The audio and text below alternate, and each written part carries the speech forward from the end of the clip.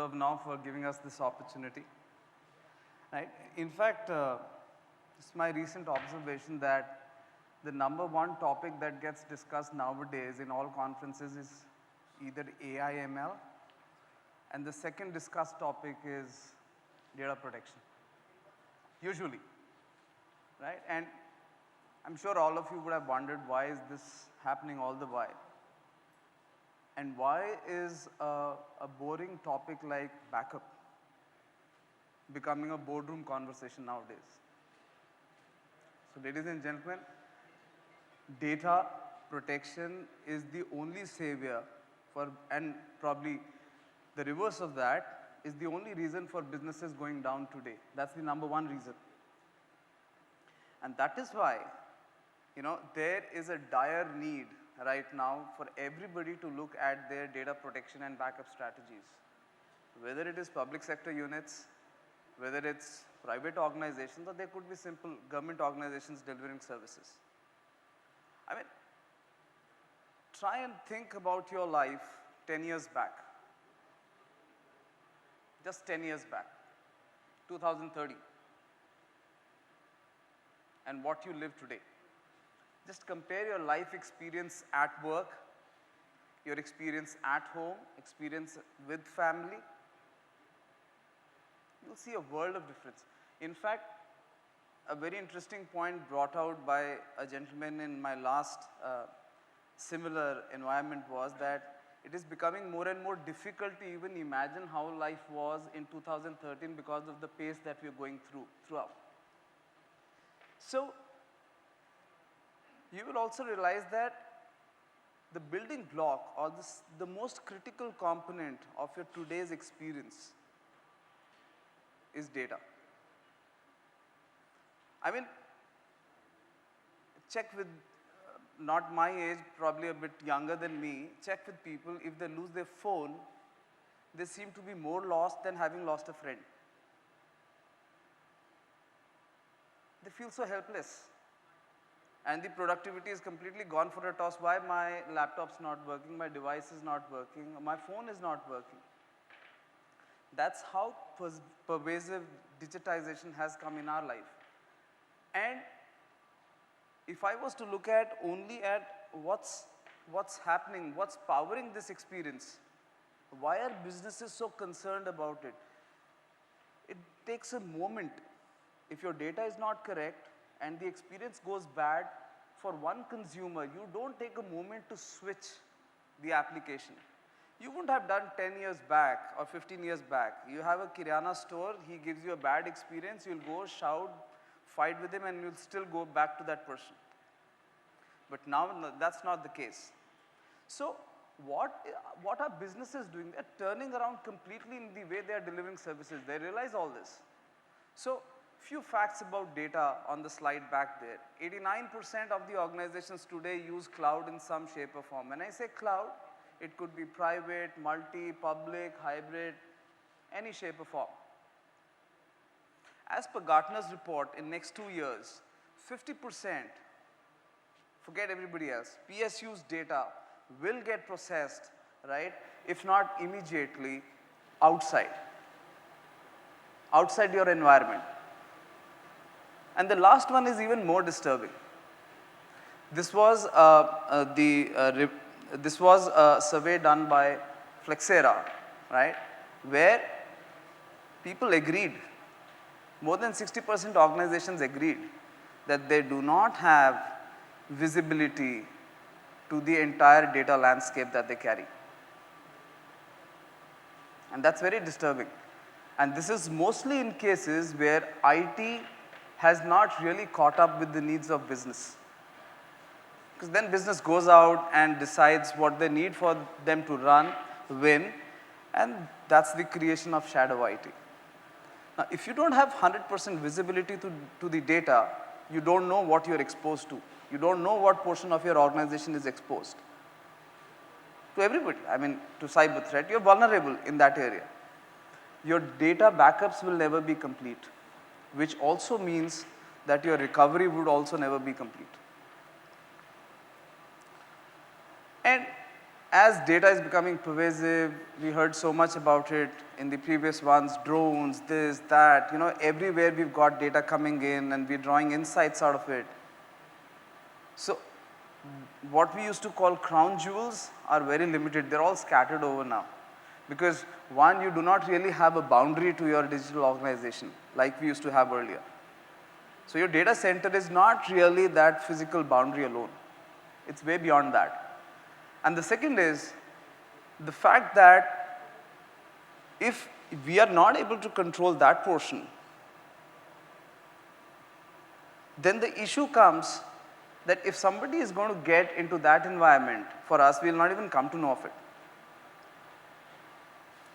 Interesting fact, CERT publishes the attacks, number of attacks, so data is becoming very important and everybody wants any type of data, not just the crown jewels, your PII, your supply chain, anything will help because everything sells.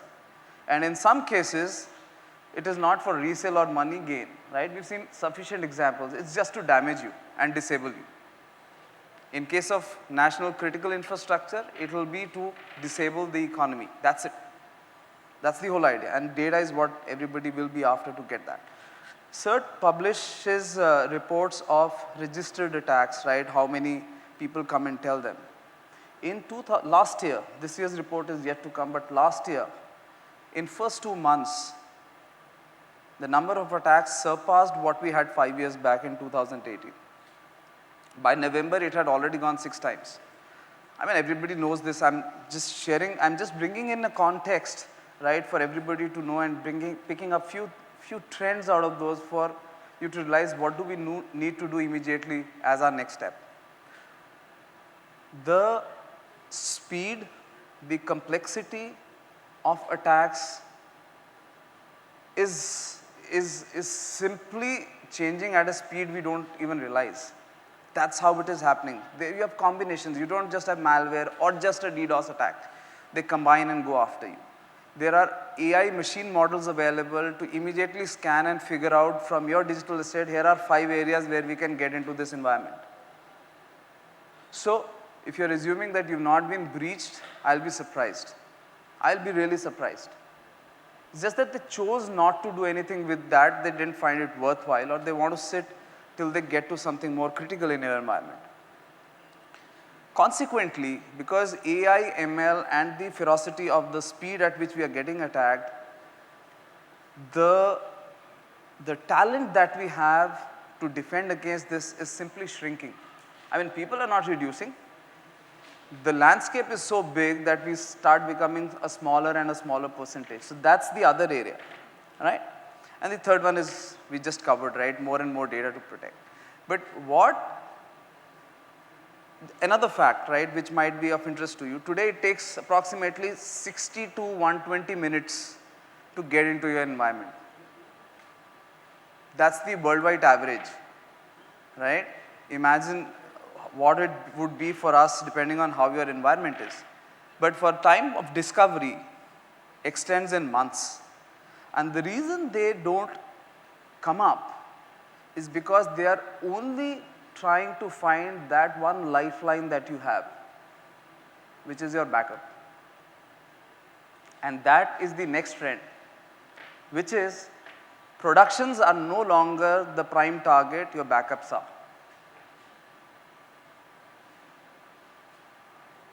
And that is why there is a dire need to redefine your data protection strategy. If you still continue to protect your data the way you were doing 5 years back or even 3 years back, and think of them only as an organization that should be utilized to recover your business back, it will be too late if somebody reaches that boundary now. Because now what stands between your uptime as an organization and then is just a data protection software, and it's a software at the end of the day.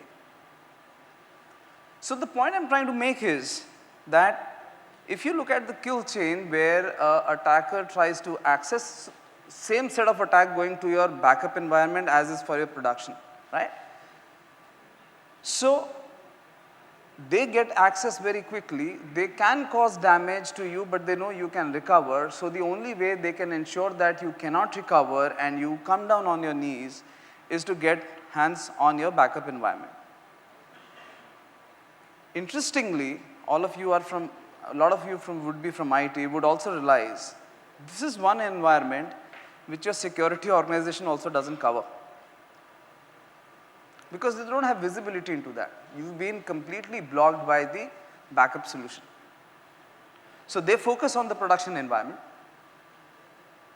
And here is another one which has become a prime target, which is to be attacked continuously and is getting attacked continuously. But really we have not done much, and we are just hoping that the software which is protecting is immutable, nobody gets through it.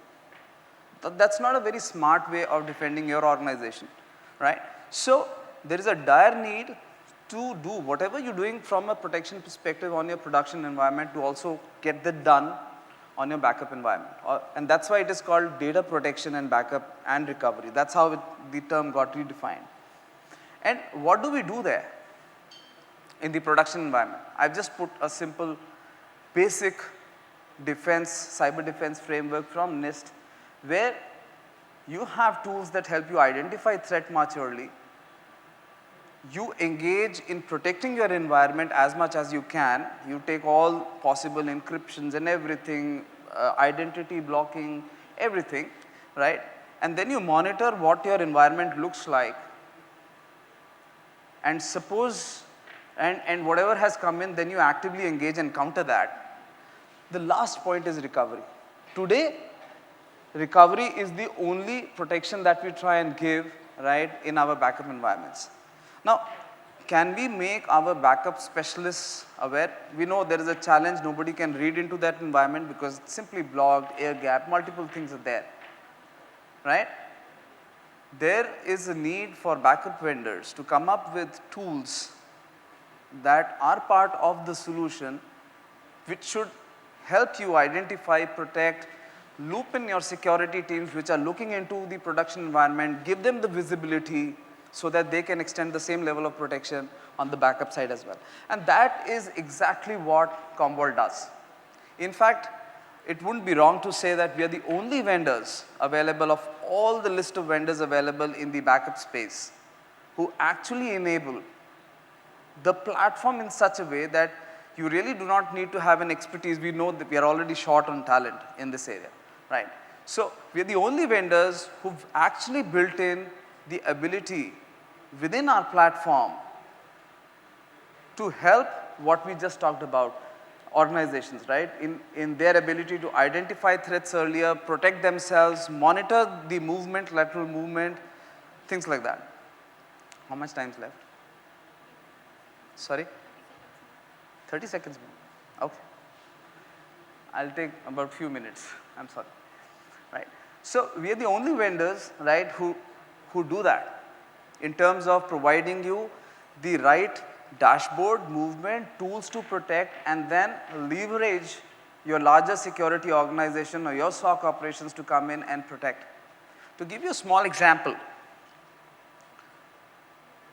when somebody walks in or when somebody is trying to create backup for a workload, let's say a container or a virtual machine or a database, right?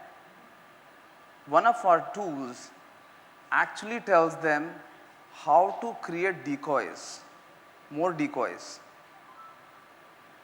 which essentially means if I'm trying to back up a database server, I can create 5 more database servers which are nothing but decoys. So when a threat comes in and walks in, they will see 5 of them. One is original, the other 4 are decoys, and we could actually place it in a way that they just see the 4 of them first. They attack them, they immediately come to know this was a fake. But you know what it has done? It has raised an alarm, and it has also deviated the threat actor away from where my backup was. And now it is integrated as part of the SIM, so we can have everybody or the source solution, we can have other forces coming in and respond very fast to it. So as an organization, right, we not only provide the immutable platform which prevents all kinds of unwanted access and drives compliance, because that is based on zero trust principles. We also provide, right, a fair level of insight in terms of the organization able to anticipate threats much early, right? And then you can respond much faster to them. I mean, these are few of them. We will talk about that. This is really backed with the solutions like ThreatWise and risk analytics and security IQ behind it, right? But I will not go into the product part. And we have more than 100,000 organizations that we are supporting today, run their businesses comfortably, serve their customers, partners. We are the only listed company in the backup space. All our credentials are available for you to look at. We've been in the business for more than 2 decades and have been leaders in the Gartner's quadrant, right, for like 12 quarters. But knowing that we are in a situation which is very different, so the usual things do not work, Gartner last year released another report, which was called Critical Capabilities Report for softwares which are into enterprise backup and data protection. There were 7 use cases that they brought out. Commvault was leader in 6 out of those 7. They were all related to on-prem, cloud, hybrid, SaaS, container, ransomware. You'll get to see all of them. We can share those reports with you. So why do our customers love us? They simply love us. This is my last slide, right? So why do our customers love us? They simply love us because, as per recent survey done by IDC, our customers brought out a fact that they saw 60% reduction in the impact they used to have earlier because of threats, because of audit failures, compliance, etc., etc. We provide unparalleled resilience today to our customers because we can identify threats every 5 minutes compared to many others who do it in about a day or 24 hours. And all of that at 3 to 5 times lesser cost than they will have from their native tools. Ladies and gentlemen, thank you so much for your time.